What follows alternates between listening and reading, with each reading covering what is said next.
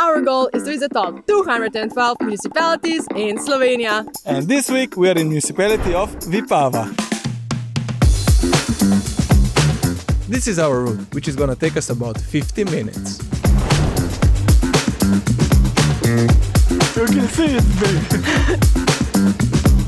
What this cemetery has is something that nowhere in Slovenia you can find. It's so good, I feel like dancing.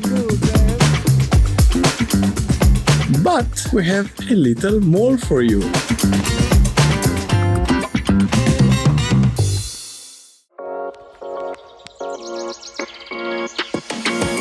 Already we can see the first location from the car, which is Mountain Nanos or Plateau Nanos. This is a really popular place for hiking and also mountain biking. A few years ago Lali was there, so she's gonna tell you more about it.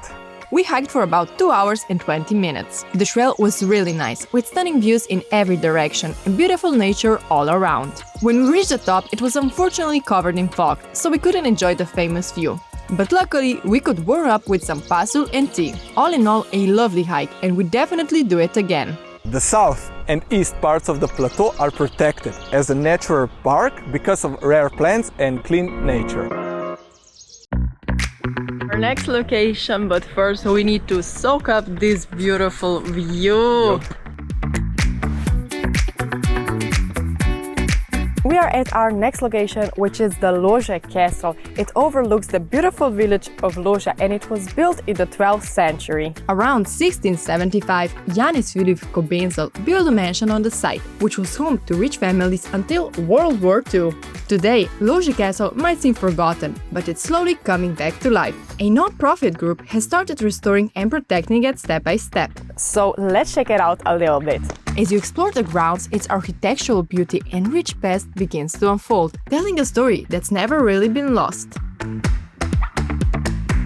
And now we are going very close to the big bench. Okay, so let's go a quick 5-minute walk and we will be there. I guess this little hike won't be so bad because the views are everywhere and are beautiful. Oh yeah! Big orange bench. You can see it's big. And as you can see, I am now on the first big bench in Slovenia. And this is the view from the big bench. The concept was created by designer Chris Bangle and his wife to promote local tourism. A big bench isn't just somewhere to sit, it's a chance to kick back and soak up the amazing view.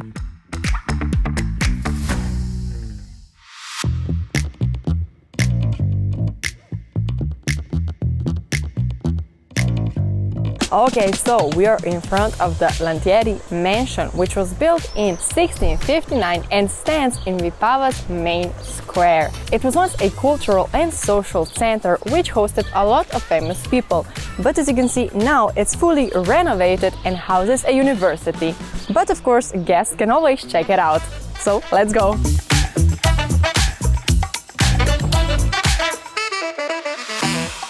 So like we showed you before, Lanthieri Mansion, this is the wine cellar under it. So you have wines from different parts of Vipava Valley, and you can also have a degustation. You can also buy the wines here, and yeah, if you come to Vipava, this is the tourist information point.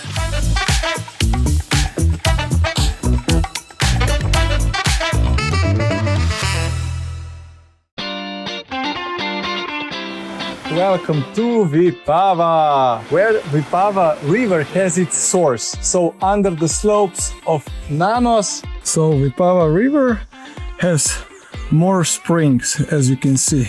And we are right here, a lot of 7 springs. It's a beautiful river, and yeah, people can walk by the river, can cycle, can do kayaking and much more. So yeah, now we're gonna go for a little walk by the river to our next location over there on that bridge.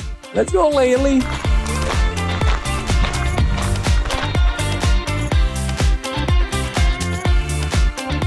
Okay, and we are finally at our next location, which Matis was talking about. And as you can see, here is the tower. This is Tabor Tower 1, one of two surviving towers with a solid design from the 16th century. The site was reinforced to protect locals from Turkish raids. And you can enjoy the scenic view of the tower and the water and of course the beautiful bridge. So it's a very nice location to check it out, filled with a little bit of history. I don't know, this is so beautiful, this is so cool, I love architecture, it's so cool, I don't know. Walking through the center, almost center, center is on the right, over there. On the hill behind me, as you can see, is the old Vipava Castle. It was built around 1100. A lot of families ruled the castle, but in the 16th century, Lanthieri family took over. Today, a path leads to its ruins with great views of the Vipava Valley. If you like hiking, stop here in the center of Vipava, grab a coffee and then hop on the castle.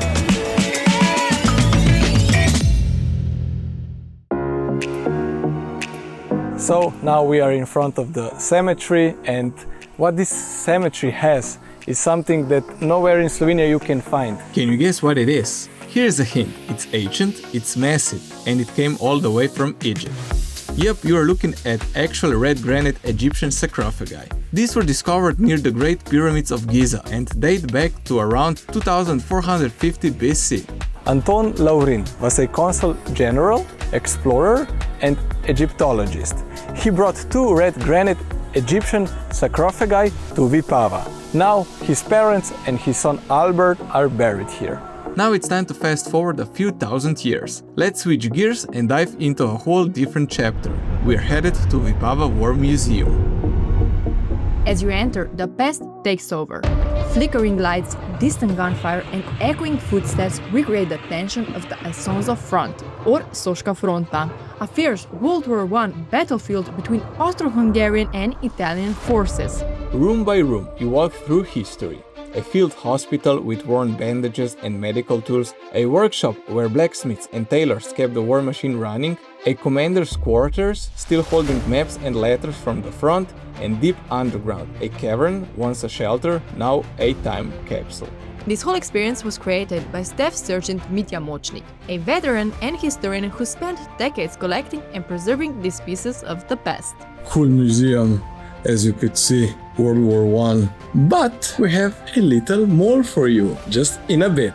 Coming in autumn 2025, a new museum collection will open, featuring World War II and Slovenians' fight for independence. Here is a glimpse of what's ahead.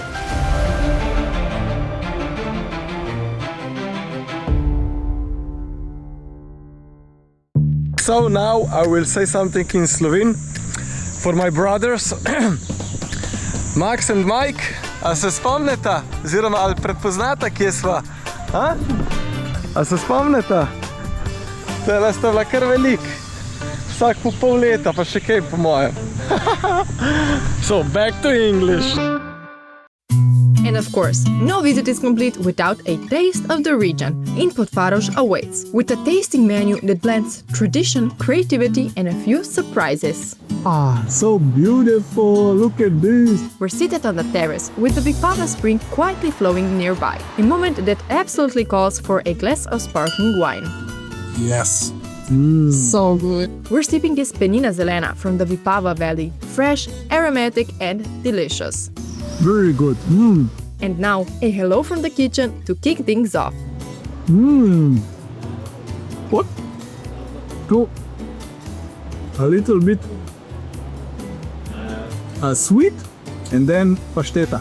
Yes, just like Tica described it. This is a delicious princeska with fig jam and chicken pate. Then we have whipped butter with mustard seeds. It's so creamy.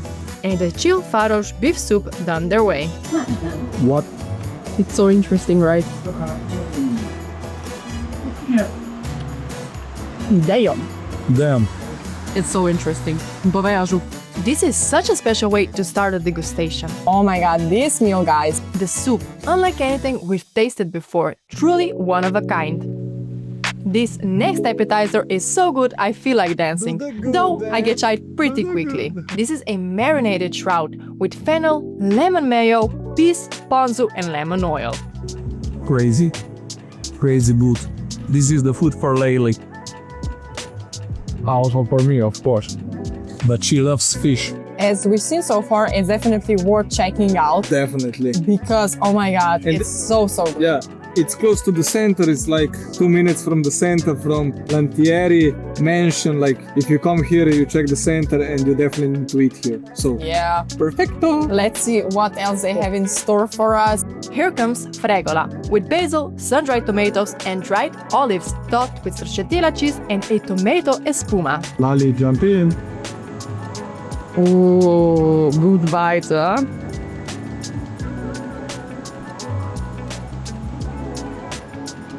Pista. So, I can't even describe it. So good. Like, amazing. It really is. It really is. This is amazing. I thought, like, you know, what could be better than the pistaro we ate? And then read this. How is it so good? Like, really, it's just like indescribable. Yes. Okay, let's see if we can keep this train of deliciousness going, because so far every bite's been a showstopper. So we're gonna dig in our main dish, but as soon as it came, the smell just hits you. It was like, wow. Wow. Lali also, amazed. Just like that, just like what they showed you. It just smells so good. Oh, let's dig it out. Just like everything else, this main dish is also amazing. Crispy potato polenta, roasted and pickled carrots, chive mayo, wild garlic blossoms, and slow-cooked beef ribs in a rich demi-glaze. You know what that smile means? The food is fire, and even the dessert is amazing. We've got a playful twist on polenta and sour milk, with a white chocolate polenta, fresh passion fruit, sour milk ice cream, and popcorn instead of cracklings or otsvirki. Unforgettable. From Penina Zelena to the playful polenta twist, each dish surprises. This menu is truly amazing, and honestly, our faces said it all. Municipality 22 of 212 done. And here is a sneak peek of what is waiting for you in the next episode.